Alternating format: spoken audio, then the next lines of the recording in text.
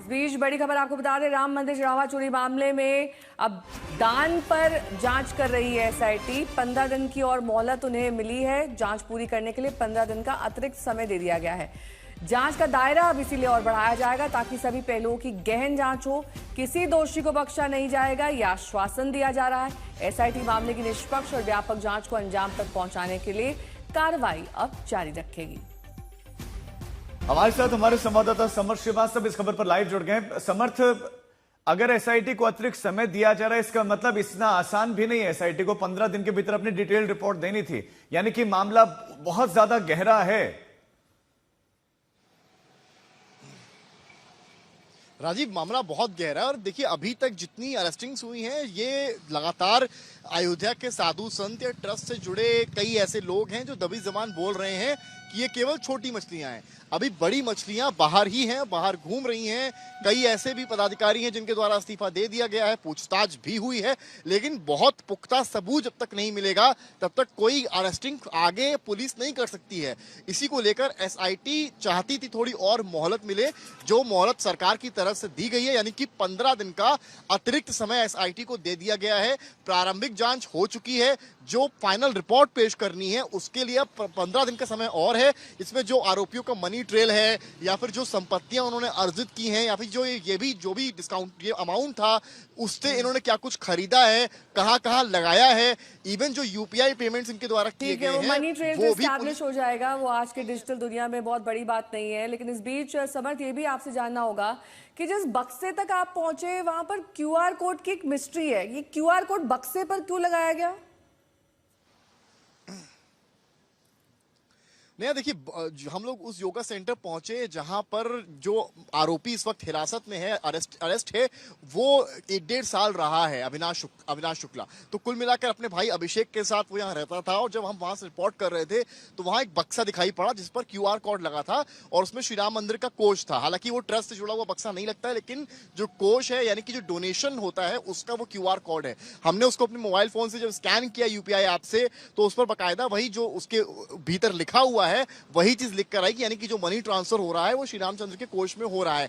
अब ये कोष कौन चला रहा था, ये पैसा कहां जा रहा था, ये अपने आप में एक सवाल है। हालांकि कई यहां वहां मौके पर मौजूद लोगों ने यह भी कहा कि ये बक्सा यहाँ काफी वक्त से है और ये तब से है जब घर घर जाकर राम मंदिर को लेकर डोनेशंस मांगे जा रहे थे। अब सच्चाई किस बात में है ये जांच एजेंसियां बेहतर जानती है, बेहतर बता पाएंगी, लेकिन इतना तो साफ है जिस जगह पर अविनाश शुक्ला जो आरोपी इस पूरे मामले में है वो 1.5 साल से रह रहा था, उसी स्थान पर जहां वो सोता है उससे महज 6 कदम की दूरी पर एक ऐसा बक्सा पाया जाना जिसमें ताला लगा है और एक क्यूआर कोड डोनेशन को लेकर लगा है, वो भी तब पाया जाता है जब इस वक्त गतिविधियां एसआईटी की जांच, पुलिस की जांच इस मामले में चल रही है। बहुत शुक्रिया समर्थ आपका इस तमाम जानकारी के लिए।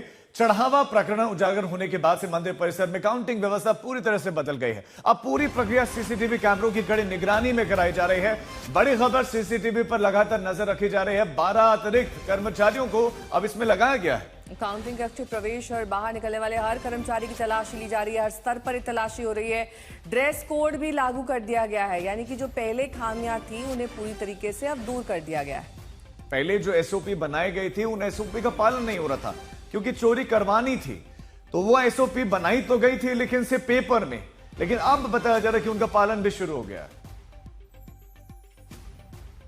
राम मंदिर चंदा चोरी मामले में बड़े चेहरों की भूमिका को लेकर कई अहम खुलासे हुए हैं। जांच एजेंसियों के रडार पर ट्रस्टी अनिल मिश्रा खास तौर पर हैं। पता चला है कि अनिल मिश्रा की नियुक्तियों में जमकर चली।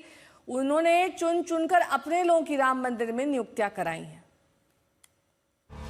जैसे जैसे खुलासे हो रहे हैं, इन 3 किरदारों की भूमिका अहम से अहम होती जा रही है। कैसे, ये आपको बताएंगे, लेकिन पहले कुछ तथ्यों को आपको बताते हैं। आरोपी अनुकल्प और लवकुश मिश्रा अनिल मिश्रा के रिश्तेदार बताए जा रहे हैं।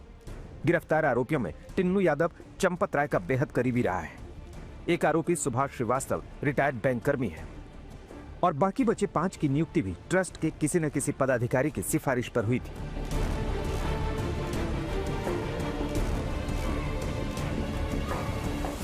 सूत्रों की माने तो ट्रस्ट से इस्तीफा देने वाले अनिल मिश्रा के सबसे अधिक 100 के ऊपर सदस्य ट्रस्ट में भर्ती करवाए थे, यानी कि उनका दबदबा ट्रस्ट में था और उनके कहने से भर्ती भी होते थे और निकाले भी लोग जा सकते थे। जो जांच पड़ताल इस वक्त चल रही है उसमें अनिल मिश्रा से जुड़ी तमाम चीजें सामने आ रही हैं। बड़ी बात यह है कि जो आंकड़ा अनिल मिश्रा की भर्तियों का है उसके मुकाबले चंपत राय और अन्य ट्रस्ट के पदाधिकारियों का आधा भी नहीं है। इस बात से साफ होता है कि अनिल मिश्रा की ट्रस्ट में कितनी चलती थी और ये जो पूरा प्रकरण हुआ है उसमें क्या अनिल मिश्रा का भी रोल आने वाले वक्त में सामने आने वाला है, जांच बताएगी। अब तक के खुलासों से साफ होता जा रहा है कि ट्रस्ट को अपनी मर्जी से चलाया जा रहा था। इन 3 लोगों के हाथों की कठपुतली बनकर रह गया था राम जन्मभूमि तीर्थ क्षेत्र ट्रस्ट। सेटिंग करने में नंबर 1 थे अनिल मिश्रा। अनिल मिश्रा जिसको चाहते थे उसको नौकरी दे देते और कोई हो हल्ला भी नहीं होता। मंदिर प्रबंधन के हर एक लेवल पर अनिल मिश्रा ने अपने लोगों को फिट कर रखा था। जब बैंक ने गणना कर्मियों को हटाने की कोशिश की तो अनिल मिश्रा ही सबसे ज्यादा अड़े थे, क्योंकि उन्हें पता था कि गाज उनके लोगों पर ही गिरेगी। पूरे देश को बताऊंगा कि इस सिस्टम ने किस तरह से नीचे से ऊपर टॉप टू बॉटम इस सिस्टम ने किस तरह से भगवान राम के आभूषण, उनकी नकदी, उनका खजाना, उनकी रामशिलाएं लूटने वालों को किस तरह बचाया गया है। ये 8 चोरों को पकड़ा आपने। ये गैंगस्टर लोग हैं, ये राष्ट्रद्रोही लोग हैं। इन देशद्रोही, रामद्रोही, धर्मद्रोही लोगों को बजाय जेल भेजने के आप बताते हैं बड़े त्यागी हैं। अगर चंदा चोरी का मामला तूल नहीं पकड़ता तो ट्रस्ट के कामकाज के तरीकों पर कभी सवाल नहीं उठते।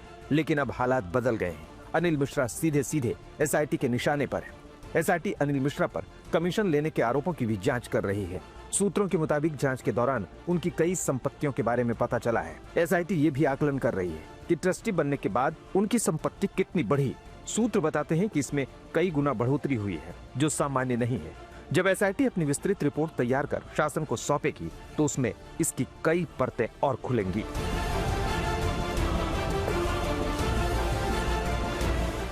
समर श्रीवास्तव, अयोध्या, आज तक।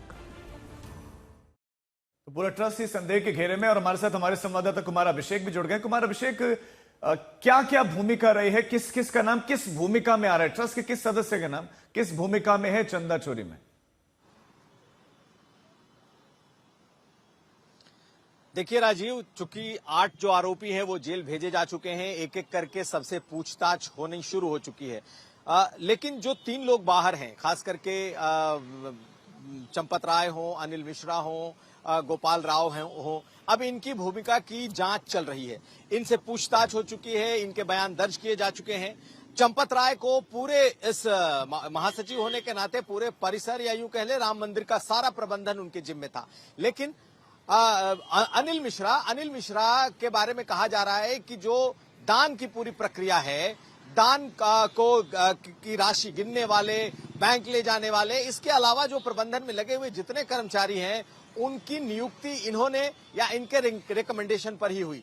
तो चंपत राय के बाद जो सबसे बड़ी भूमिका थी वो अनिल मिश्रा की थी और अनिल मिश्रा के जो करीबी हैं, कहा जा रहा है कि उनकी बड़ी तादाद में भर्तियां की गई। ठीक है, मंदिर में बहुत सारे लोगों की जरूरत होती है, लेकिन जब ये मामला खुल करके आया है तो अब इसकी जांच शुरू हो गई है कि इसमें किन किन लोगों के कौन कौन से भर्ती किए हुए लोग थे। 3 और मुख्य नाम हैं जो सामने आ रहे हैं। हालांकि फौरी तौर पर तो कोई कार्रवाई नहीं हुई है, लेकिन उन्होंने इस्तीफा जरूर दे दिया है। इस बीच राम मंदिर में काम कर रहे 12 कर्मचारियों से पुलिस ने घंटों पूछताछ की और पूछा कि उन्हें भनक क्यों नहीं लगी। तो वहीं पुलिस अभी तक चढ़ावा प्रकरण में 26 लोगों के बयान दर्ज कर चुकी है। चढ़ावा चोरी मामले में पुलिस एक्शन भी ले रही है, पूछताछ भी कर रही है। संदेह के घेर में कर्मचारी हैं। अभी 12 कर्मचारियों से पुलिस ने पूछताछ की है और सवाल यही था कि चोरी की भनक तक नहीं लगी। हालांकि पुलिस इस पर हैरान है और अब तक 29 लोगों के बयान भी इसमें दर्ज किए गए हैं।